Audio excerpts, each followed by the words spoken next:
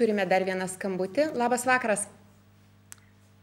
Labas vakaras. Prašome prisistatyti ir klausti.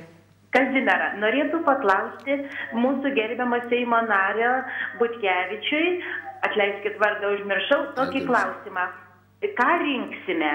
Aš dabar norėčiau sakyti, aš žinau, jūs vedęs, turite šeimą, labai man malonu yra, kad mūsų atstovaus žmogus su šeima.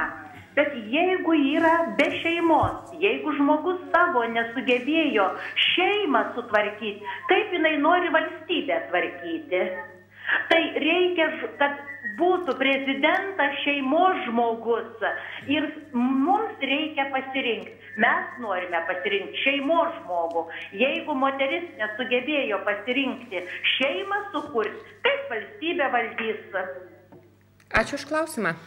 Dėkuoju už tokį klausimą. Aš manau, kad moteris pati praktiškai atsakė, kokį jinai turi pasirinkimą ir aš manau, kad toks požiūris yra teisingas ir daugelis lietuvių taip pat mąsto ir taip pat vertina ir mes būtumėm labai patenkinti, jeigu savo balsą atiduotų už tuos kandidatus, kurie turi šeimas.